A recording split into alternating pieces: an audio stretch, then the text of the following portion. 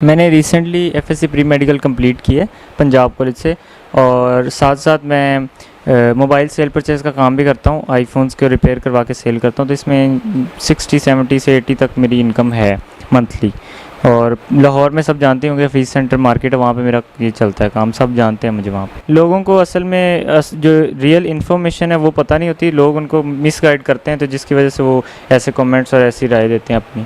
हमने सबकी वीडियोस देखी हैं और साथ साथ उनको मॉनिटर भी किया है, और हम दोनों तो हंसते थे कि ऐसे कमेंट्स, ऐसा कुछ तो है ही नहीं, तो लोगों के देखते। मेरा ये था कि मैं ज़्यादा वैसे बोलता नहीं हूँ, पर जो है ना, मुझे कोर्ट में भी जब बोलने का मौका मिला मैं बोला हूँ। और जब मीडिया पे असल में आने का हमारा शुरू से ये था कि शुरू में हमें वकील ने बोला कि ऐसे मीडिया पे नहीं आना, आपने कोई गलत स्टेटमेंट ना दे दें आप, इस वजह से। और अब इंशाल्लाह मौका मिला तो अब इंशाल्लाह आगे बोलते रहेंगे। दरअसल ऐसा था कि स्टार्टिंग में हम पबजी में मिले थे रैंडमली, तो उसके बाद फिर बातचीत होती रही, तो 1-2 मंथ बाद इसके घर वालों ने शायद पबजी इसकी बंद कर दी थी। उसके बाद फिर हमारी गेम्स चेंज होगी, फिर चैटिंग पे बात आ गई, ऐसे हमारे कब हमें 3 साल और 4 मंथ्स हो गए हैं अब तक रिलेशनशिप में, तो ऐसे ही। पहली बात तो मैं बिल्कुल ठीक हूँ, और मैं जो कहती थी वो अपनी मर्ज़ी से कहती थी। कोई नशा वगैरह नहीं दिया जा रहा था, कोई इंजेक्शन नहीं लगाया जा रहा था, मैं सब अपनी मर्ज़ी से कहती थी। मैं जब गई हूँ लाहौर तो फर्स्ट टाइम ही मिली हूँ मोहब्बत, तो सच्ची मोहब्बत। ऐसा कुछ भी नहीं है, मैंने सब अपनी मर्ज़ी से कहा था, और मेरे कान में कुछ भी, कोई एयरपॉड्स वगैरह कुछ भी नहीं लगे हुए थे। दुपट्टा मैंने इसलिए किया था क्योंकि मुझे पसंद है, अब मुझे करना पसंद है, तो मैंने अपनी मर्ज़ी से दुपट्टा निकाब वगैरह किया हुआ था। मैंने उनसे ऐसी कोई बात नहीं की। उन्होंने खुद जज को जाके झूठ बोला कि वो ये बोल रही है, लेकिन मैंने तो उनसे ऐसी कोई भी बात तो असल में बात क्या हुई थी जब आप लोगों की मुलाकात हुई थी? मुलाकात हुई तो वो यही बात कर रहे थे कि हम जज को जाके कहो कि हमारे साथ जाना है, तो मैंने उनको इस बात का इनकार किया कि मैंने नहीं जाना। तो फिर मैंने उनको कहा कि आप सुलह कर लें, तो उन्होंने कहा हम ऐसे सुलह नहीं करेंगे, आप जज को जाके ज़बरदस्ती कहो कि हमने जो है ना आपके साथ जाना। तो फिर मैंने इनकार कर दिया, तो फिर मैं वहाँ से चली गई थी, पर इन्होंने फिर जज को जाके झूठ बोला खुद ही। मैं उनको ये कहना चाहूँगी कि पहली बात तो कोई मुझे नशा नहीं दे रहा था, और ना कोई इंजेक्शन लगाया था, ना ही कोई मुझे ब्लैकमेल कर रहा था। पहले तो ये कि उन्होंने जो मेरी एज पासपोर्ट और बेफॉर्म वगैरह में उन्होंने लिखवाई हुई है, वो एज कम लिखवाई हुई है। रियल एज 17 है, और वो लोग जैसे माँ बाप अक्सर करवाते हैं लड़कियों की कि शादी का मसला और जॉब्स का, तो उन्होंने इसी तरह मेरी एज भी कम लिखवाई हुई थी। मैं उनसे ये कहना चाहती हूँ कि हमने इस्लाम के मुताबिक शादी की है, ठीक है। मैं वो अगर मानते हैं कि मुझसे गलती हुई है तो मैं उनको सॉरी भी कहती हूँ।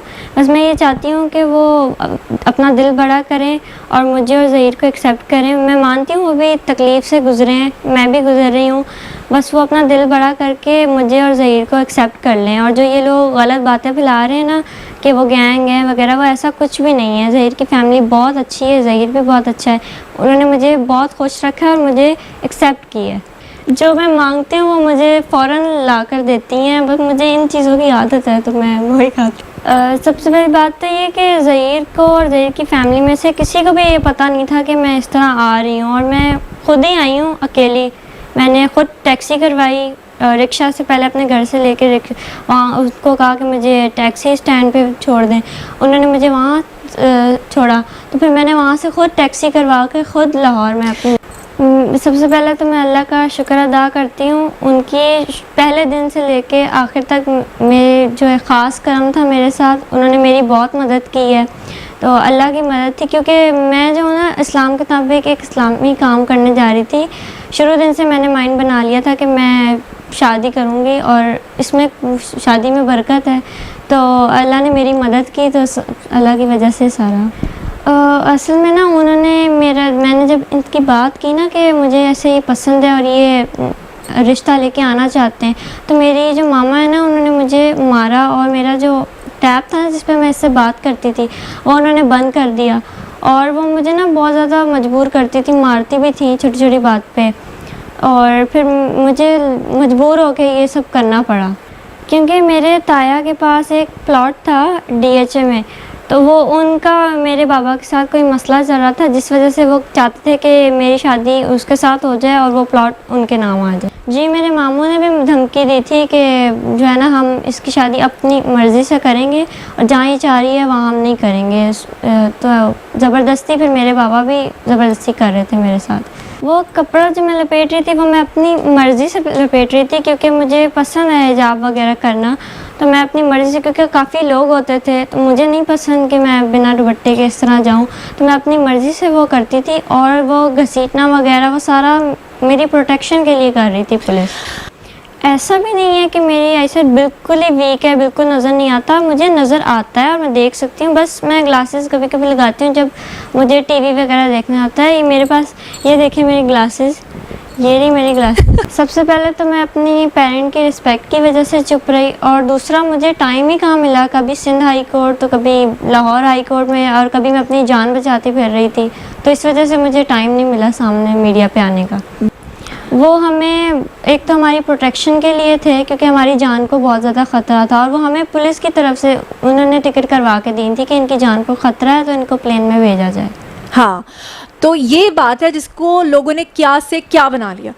जी, तो नाजरीन, लोग ये जानना चाहते थे कि ज़हीर जो है वो बोलता नहीं है, इसलिए मैंने फिर भी ज़्यादा बातें इसलिए दुआ से की हैं क्योंकि बहुत सारे इबहाम थे जो क्लियर करना खुद दुआ के लिए ज़रूरी थे।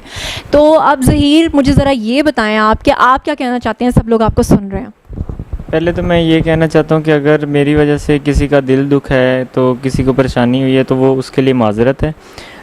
मेरी कोई इसमें कोई गलती नहीं है। जब दुआ अपनी मर्ज़ी से आ गई थी मेरे पास, मुझे तो आइडिया भी नहीं था, किसी ने बताया भी नहीं था कि मैं आ रही हूँ। जब ये आ गई मुझ पे यकीन करके, तो फिर मैं इसको कैसे वापस भेज सकता हूँ। मैंने पहली चीज़ इससे निकाह किया।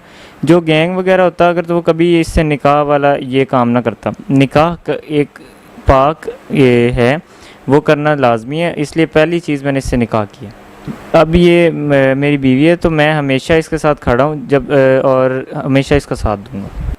मैं उन आंटी को ये कहना चाहूँगी कि आंटी, ऐसे कोई बात नहीं है, मुझे कोई इंजेक्शन वगैरह नहीं लगाए जाते, मैं अपनी मर्ज़ी से सब कुछ कहती हूँ। मुझे सबसे ज़्यादा ज़हीर की सिंसेरिटी पसंद आई, क्योंकि वो अगर दूसरे लड़कों की तरह होता तो वो कहता कि तुम वापस चली जाओ।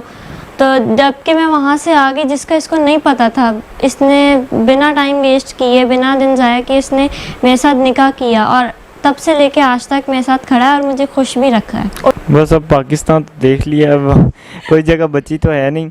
अब कोशिश करेंगे जहाँ पे हम सेफ़ हों, क्योंकि लोग तो हमें अभी भी ढूंढ रहे हैं, तो हम किसी ऐसी जगह पे जाएंगे जहाँ पे हम इजीली रह सकें। जब पंजाब यूनिवर्सिटी आई तो वहाँ स्टूडेंट्स बैठी हुई थी। मैंने उनसे रिक्वेस्ट की कि मुझे कॉल करनी है, मुझे सिर्फ इसका नंबर याद था, तो मैंने वो डायल किया, मैंने इससे बात की, तो ये हैरान हो गया कि ये आई है। फिर ये आया वहाँ पे, तो पहले तो हैरान हो गया मुझे देख के, फिर मैं भी खुश, वो भी खुश हुआ, फिर हम दोनों की आपस में बातचीत हुई। पहले तो मुझे आइडिया नहीं था कि ये इस तरह से आ जाएगी। जब इसने कॉल की तो पहले मैं जब पहुंचा इसके पास, तो मैंने देखा, मैंने इसे पूछा कि तुम कैसे इस तरह, तुमने बताया नहीं। तो इसने बोला मेरे हालात ही ऐसे थे घर के कि मुझे ये स्टेप लेना पड़ा। फिर मैंने इससे बैठ के बातचीत की, फिर उसके बाद हमने यही हल निकाला कि हम निकाह करेंगे और फ़ौरन करेंगे। तो फिर इसका हमारा निकाह हुआ उसी दिन, और उसके बाद अब तक हम साथ हैं। मैंने उनसे रिक्वेस्ट की थी कि मैं जब आप पंजाब यूनिवर्सिटी पहुंचूंगी तो वहाँ पे आपको आपका सारा किराया दे दूंगी। तो उन्होंने मेरा 2-3 दफ़ा ये कहने के बाद वो मान गए इस बात को, और जब मैं पंजाब यूनिवर्सिटी पहुंची और ज़हीर आया, फिर ज़हीर ने उनको किराया दिया। अल्लाह ताला ने मेरी मदद की। मैंने उनसे कहा कि इमरजेंसी है तो मुझे वहाँ जाना है, तो उन्होंने फिर मान गए। दिखने में भी अच्छे थे, तो अंकल थे दिखने में, बाबा जी थे, उन्होंने मेरी मदद की, अल्लाह ने मेरी मदद की, तो वो मान गए। तो वो इत्तेफाक से वो भी लाहौर के थे, तो उन्होंने लाहौर वापस आना था, तो वो मुझे ले आए। मैं ज़हीर से बस इतना कहना चाहती हूँ कि मैं जब तक हूँ मैं आपकी हूँ। जी, मैं भी जब तक ये हूँ इसके साथ ही हूँ और इसके साथ खड़ा हूँ, हर मुश्किल में हर वक्त में इसके साथ ही हूँ।